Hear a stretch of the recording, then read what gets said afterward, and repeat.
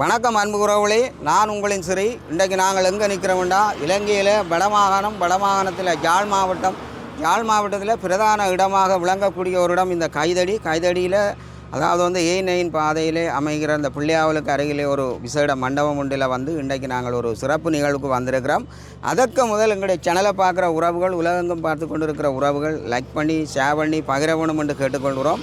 இது ஒரு விசேடமான நிகழ்வு. அண்மையிலே வெளியாகி கொண்டிருந்த புனித பூமி மக்கள் கட்சி, அதாவது இதில் புனர்வாழ்வு அளிக்கப்பட்ட மூத்த போராளிகள் கலந்து கொண்டு இந்த புனித பூமி மக்கள் கட்சிக்கு ஊடாக அண்மை காலமாக சில பிரதேசங்களில் கல்வி செயல்பாடுகளை முன்னெடுத்து வருகின்றார்கள். அதே போல் எதிர்கால அரசியல் சார்ந்த விடயங்களை மக்களோடு இணைஞ்சு பயணிக்க இந்த புனித பூமி மக்கள் கட்சியினர் உருவாக்கம் பெற்று இன்றைக்கு இந்த யாழ்ப்பாணத்தில் இந்த கலந்துரையாடல் நடைபெறுகிறது. இதில் புனர்வாழ்வு அளிக்கப்பட்ட மூத்த போராளிகள் வரிசையில் அரசியல் துறை சூப்பா தமிழ்ச்செல்வன் அண்ணனுடைய மூத்த சகோதரன் மூர்த்தி அண்ணன் அவர்களும் கலந்து கொண்டு, அதோட மூத்த போராளி ஜேம்ஸ் அண்ணன், பல முக்கிய போராளிகள் இதில் கலந்து கொண்டு மக்களுடைய நலன் கருதி மக்களுடைய கல்வி செயல்பாடுகள், மாணவர்களுடைய செயல்பாடுகள், பாடசாலைக்கு மற்றது இந்த போத பசு அந்த பழக்கங்களிலிருந்து வாலிப இளைஞர்கள் யுவதிகளை விடுவிக்க வேணும் என்றதில் அவைகள் உறுதியாக இருக்கணும். எதிர்காலத்தில் கிராம மட்டங்களில் கிராமமாக இந்த கலந்துரையாடல்கள் நடைபெறும் என்று சொல்லி நாங்கள் அறியக்கூடியதாக இருக்கிறது. அவர்களுடைய இந்த சந்திப்பில் நாங்கள் அவர்களுடைய பதிவுகளை நாங்கள் முழுமையாக எங்களோட காணொலி மூலம் தர இருக்கிறோம்.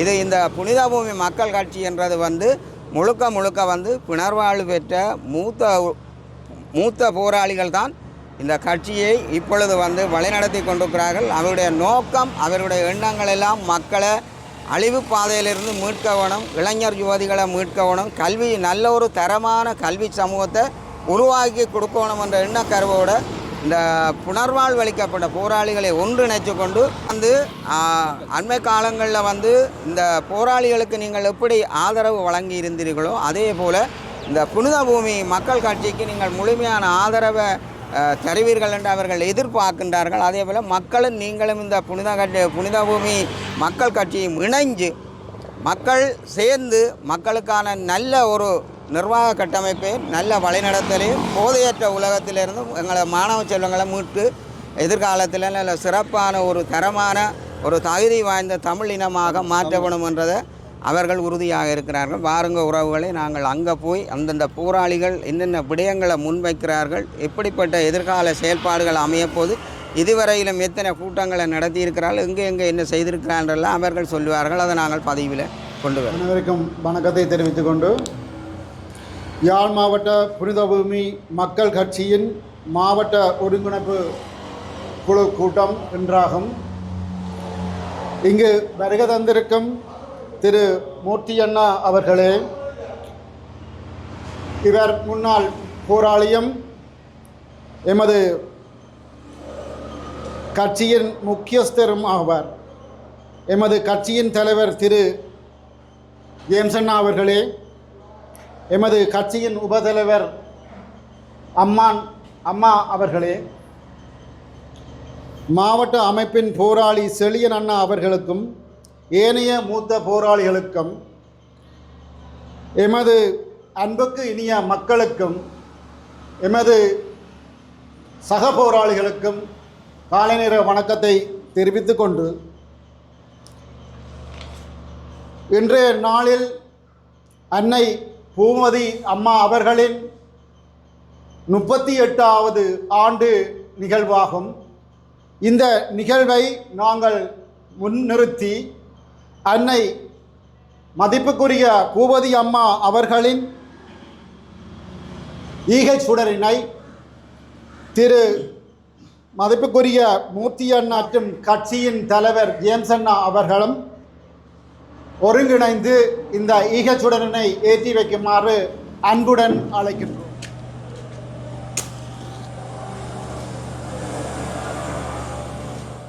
அகவணத்த நிகழ்வு இனை மேற்கொள்வோம்.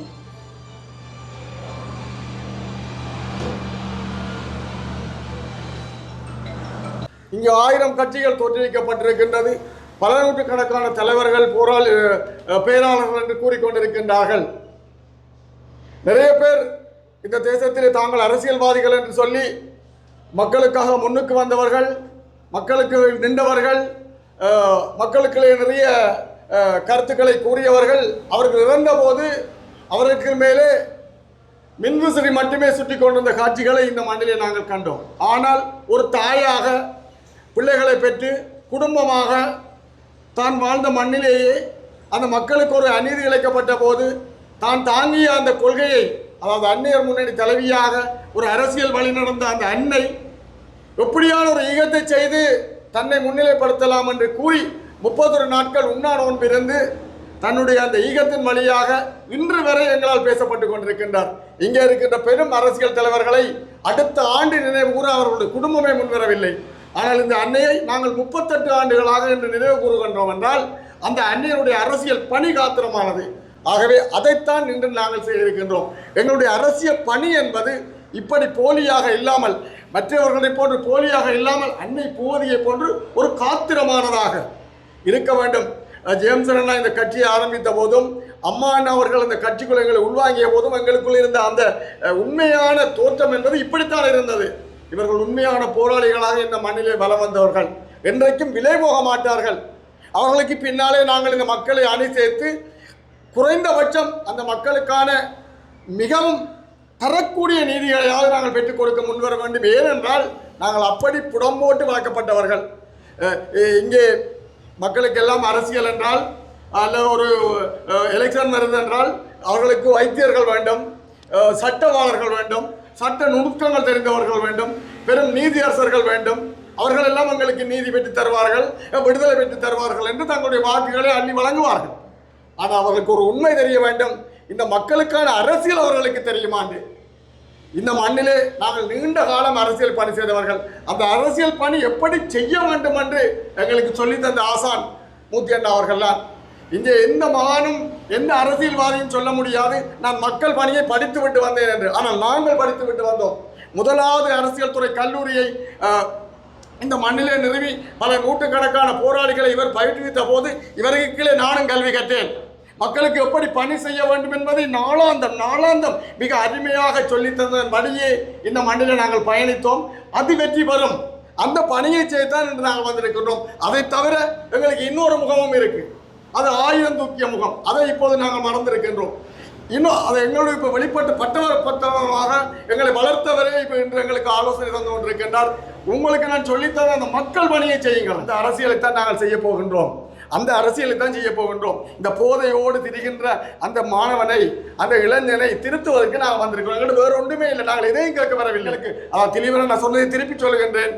நாங்கள் ஆள வேண்டும் என்றோ வாழ வேண்டும் என்றோ ஆசை கொண்டவர்கள் அல்ல. இந்த மக்களுக்கான விடுதலை கிடைக்கும் என்றால் நாங்கள் இந்த உண்மையாக சொல்லுகின்றேன், நாங்கள் ஜூஸை கரைச்சி போட்டு உண்ணாவிரதம் இருக்க வாராக்கள் இல்லை. ஒன்றை புரிந்து கொள்ளுங்கள் மக்களே, இந்த கட்சி உங்களுக்காக ஆரம்பிக்கப்பட்டிருக்கு. அதை நாங்கள் மறந்துடாமல் அந்த ஜனநாயக வழியில் நாங்கள் இந்த முயற்சிகளை மேற்கொள்வோமானால் நிச்சயமாக நாங்கள் வெற்றி பெறுவோம்.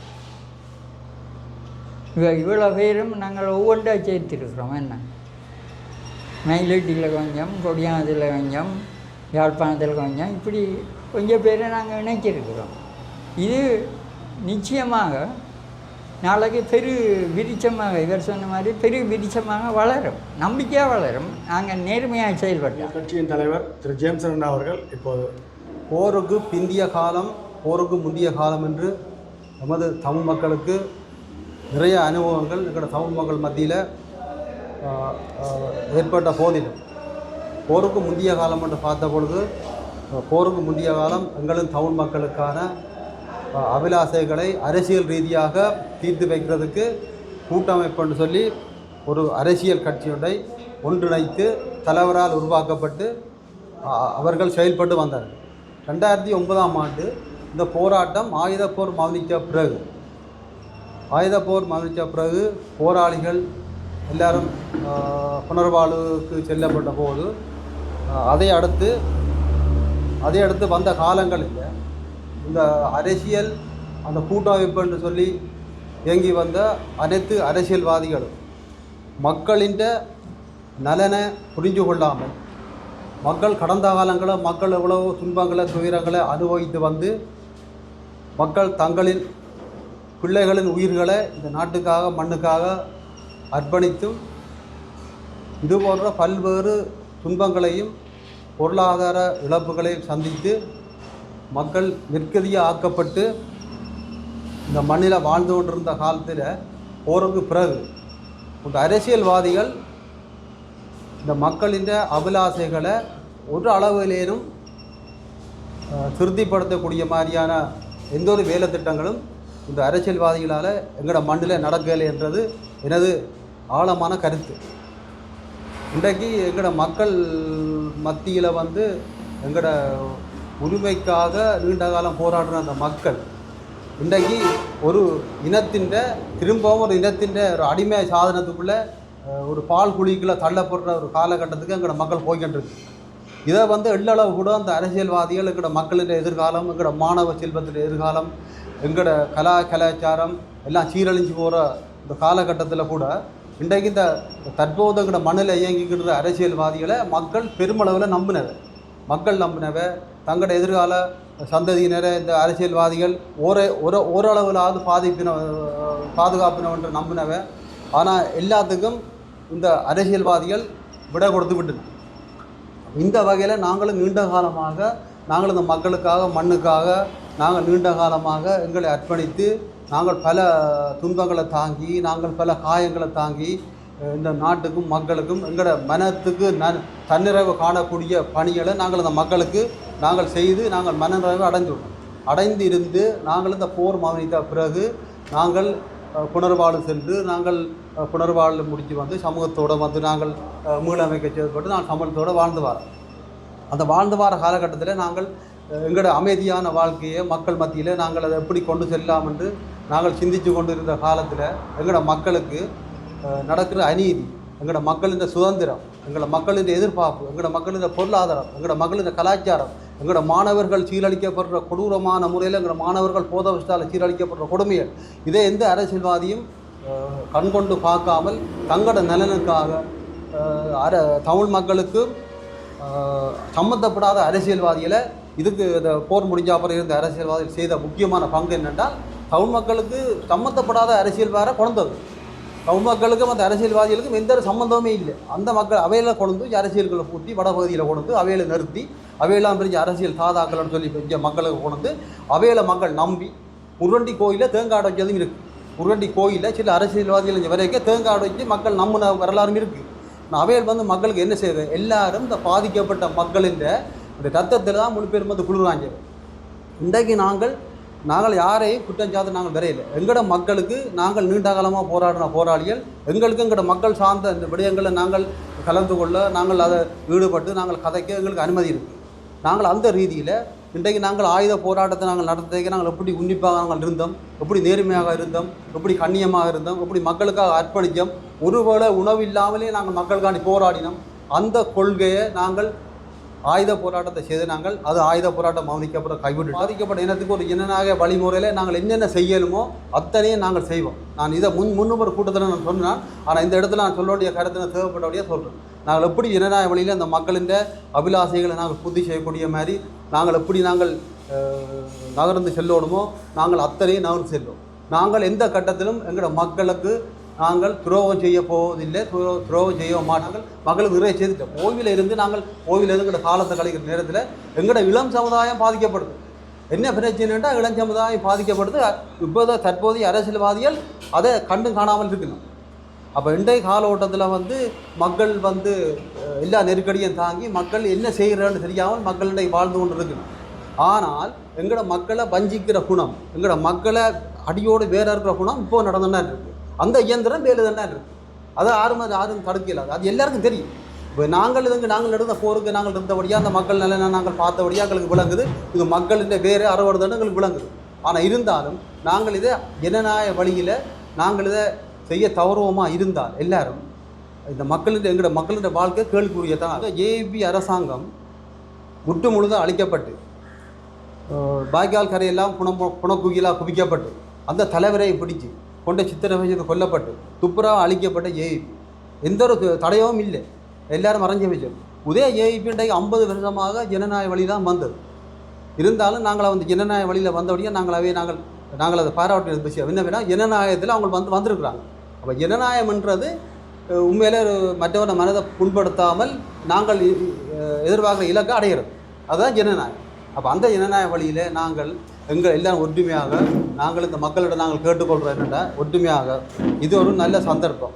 இந்த சந்தர்ப்பத்தை எல்லா மக்களுக்கு உள்ள புத்திவிகள் எல்லாரும் இதை நீங்கள் எல்லாரும் கருத்தில் கொண்டு எதிர்கால சமுதாயத்துக்காக நீங்கள் என்னென்ன செய்யணுமோ அத்தனையும் நீங்கள் செய்து இந்த புனித பூமி மக்கள் கட்சி என்று இது நாங்கள் போராளிகளாக நாங்கள் கலந்துரையாடி மக்களோடும் கலந்துரையாடி தான் நாங்கள் அந்த கட்சியோட நாங்கள் ஜனநாயக வழியில் பதிவு செய்திருக்கிறோம். நாங்கள் எதுக்கும் தலைக்க மாட்டோம், நாங்கள் எதுக்கும் தலைகுனியவும் மாட்டோம், நாங்கள் எதுக்கும் பயப்படவும் மாட்டோம். நாங்கள் ஜனநாயக வழியில் நாங்கள் போகிற பாதை சரியாக தான் இருக்குமே தவிர நாங்கள் பிழையாக போக மாட்டோம். ஆனபடியாக அந்த மக்களுக்காண்டி நாங்கள் மீண்டும் நாங்கள் எங்களால் என்னென்ன செய்யணுமோ நாங்கள் அத்தனையும் செய்வோம். இப்போ ஊருக்குள்ளே இருக்கிற எங்களோட தமிழ் ஆட்களுக்குள்ள ஊருக்குள்ள சில அரசியல்வாதிகள்னு சொல்லலாம், அல்லது அரசியல் தெரிஞ்ச ஆட்கள்னு சொல்லலாம். சரிதானே? இன்றைக்கு நாங்கள் இந்த புனித பூமி மக்கள் கட்சி தோன்றி வந்திருக்கு தானே. அவைகளுக்கு அறிவிருந்தால் அவைகள் மக்கள் நலன் சார்ந்ததாக அவைய மனதில் அறிவிருந்தால் எங்களோட சேர்ந்து இயங்கலாம். அவைகள் தங்களை பெரியாக்களாக காட்டணுன்றக்காண்டி போய் அப்பப்போ போய் அங்கங்கே மீட்டிங்கில் தலையை காட்டி போடுறது நான் தான் பெரியாள் எனக்கு தான் விஷயம் தெரியும் என்று சொல்லிக்கிட்டு இருக்கிறதுல அர்த்தம் இல்லை. நான் இந்த செய்தி எல்லா இடம் பிறகு பண்ண கடை தான் நான் சொல்கிறேன். உங்களுக்கு அறிவிருந்தால் வாங்க, புனித பூமி மக்கள் கட்சியில் இயங்கலாம், ஒரு பிரச்சனையும் இல்லை. நீங்கள் கூட கருத்துகளுக்கு நாங்கள் சரியாக பதில் தருவோம், வந்து இயங்கலாம். அதை விட்டு போட்டு வெளியே இருந்துக்கிட்டு எனக்கு தான் விஷயம் தெரியும் அப்பப்போ ஒரு கூட்டத்தில் போய் காய்ச்சி போட்டு வரைஞ்ச போய் காய்ச்சி போட்டார், அதில் அதே நல்லதாண்டு நான் நினைக்கல. அது மக்களுக்காக நீங்கள் பயன்படுத்துகிறா நான் வரவேற்கத்தக்கது. உங்களோட அறிவை மக்களுக்காக பயன்படுத்துறது சரிதானே. தனிப்பட போய் நீங்கள் உங்களோட கருத்தை போய் பயன்படுத்தி விட்டு வந்தால் இன்றைக்கு அது சரி வராது. இந்த மூத்தி அன்னைக்கு இன்றைக்கு எத்தனை வயது இவர் இன்றைக்கு நான் இவரை சைக்கிளை ஏற்றிக்கிட்டு நான் ஓடாத வயல் இல்லை கேட்டுப்பாரு. இந்தியாவோட காலத்தில் சைக்கிளை ஏற்றிக்கிட்டு இந்த மனிதன் காட்டணும் 5 கிலோமீட்டர் வீட்டுக்கு தான் அந்த வீட்டை காட்டி போட்டு இருக்குது வெயிலுக்கலாத அங்கே போடுறான் கேட்டுப்பாருங்க. அங்கே வச்சு உழக்கிறது உதாரணத்துக்கு அப்புறம் ஓவியில் இருக்கலாம். அவர்கிட்ட சகோதரங்கள் என்ன, அவர்கிட்ட பணி என்ன. ஏன் நான் சொல்கிறேன்னா எல்லா தமிழர்களும் ஒன்றாவாங்க. நீங்கள் உங்களுக்கு விஷயம் தெரியும், நாங்கள் ஏற்றுக்கொள்கிறோம், நாங்கள் உங்களுக்கு தரப்படுத்த இல்லை. உங்களோட விஷயம் தெரிஞ்சா வாங்கினையா கட்சிக்குள்ளே. நாங்கள் மாறி நடக்க மாட்டோம், நாங்கள் லஞ்சம் போக மாட்டோம், விலை போக மாட்டோம். அப்போ எங்கள்கிட்ட நீங்கள் கதைச்சி எங்களோட சேர்ந்து உங்களோட கருத்தை தாங்க நான் கேட்டுக்கொள்கிறோம், கதைக்கிறோம். அதை விட்டு போட்டு நான் அதில் ஒரு கூட்டம் நடக்கிறதுலவே 2 கதையை காய்ச்சி போட்டு வந்த உடனே தாங்களாம் பெரிய ஆகலன்ட்டு அதை குறைகள் கதைக்கிறது இதெல்லாம் கூடாது. இன்றைக்கு எத்தனை லட்சம் மக்கள் இன்றைக்கு கூட பாதிக்கப்பட்டிருக்கு. இதுக்கு யார் பொறுப்பு? இது யார் செய்கிறது? புனித பூமி கட்சி மக்கள் இதை ஒரு சந்தர்ப்பமாக பயன்படுத்தி எங்களுக்கு எல்லோரும் கரம் பண்ணணும், எங்களுக்கு எல்லாம் எங்களோட கரங்களை பலப்படுத்தினா நாங்கள் இந்த கட்சியை மக்களின் அபிலாசை ஏதோ அதை நாங்கள் நிறைவேற்றக்கூடிய நாங்கள் எங்களோட இறுதி கட்டம் மட்டும் பாடுபடுவோம். அதுக்கு எல்லோரும் ஒத்துழைப்பு தெரிஞ்சு கேட்டு எங்களோட புனித பூமி கட்சி சார்பாக நான் மக்களுக்கு என்ன சொல்கிறேன்டா, நீங்கள் பெரியவர்கள் நீங்களாகவும் சிறியவர்கள் நாங்களாகவும் நினைத்து எங்களுக்கு ஆலோசனை தந்து எங்களை வளர்க்கணும்னு கேட்டு கைகூப்பி விடைபெறும். போராட்டம் கவனிக்கப்பட்டதுக்கு பிற்பாடு நாங்களும் புனர்வாழ்வு அளிக்கப்பட்டு இங்கே பார்த்து கொண்டு தான் இருந்த நாங்கள் இந்த போராளிகள் அத்தனை பேரும் ஒரு சில பேர் சில அரசியல் கட்சிகளோடு இயங்கினாலும் கூட நாங்கள் கனவேர் இது இந்த சமூகத்துக்காக உயிரை கொடுத்து அவயங்களை கொடுத்து எத்தனையோ எங்களுடைய குடும்பங்களுடைய நன்மதிமைகள் எல்லாம் இழந்து போய் போராட்டத்தில் இணைஞ்சு இந்த மக்களுக்காக போராடிய நாங்கள் இதோட எல்லாத்தையும் பார்த்து சகிச்சு கொண்டு இருந்த நாங்கள். இப்போ இந்த ஒரு முயற்சி எங்களுக்கு முன்னுதாரணமாக இருக்குது. இந்த போராளிகளாகிய நாங்கள் எங்களுடைய மக்களை வழிநடத்தி எங்களுடைய மக்களை காப்பாற்ற வேண்டிய ஒரு தேவை ஒன்று இருக்குது. அந்த அடிப்படையில் எங்களுடைய புனித பூமி மக்கள் கட்சியில் நாங்கள் மட்டுமல்ல, எங்களுக்கு இப்போ இன்னும் எத்தனையோ போராளிகள் இப்போ தான் ஆரம்பம். இந்த மக்களுக்கு நாங்கள் ஏதாவது சேவை செய்யணும், அல்லது இந்த மக்களை நாங்கள் நல்வழிப்படுத்தணும், அதுக்கு எங்களுக்கான ஒரு வழிகாட்டல் இல்லையென்று நினைச்சு கொண்டு இருக்கிற அந்த போராளிகளையும் ஒன்றிணைத்து எங்களுடைய மக்கள் கட்சி புனித பூமி மக்கள் கட்சியை ஒரு வளர்ச்சி போக்கு கொண்டு வருவோம்.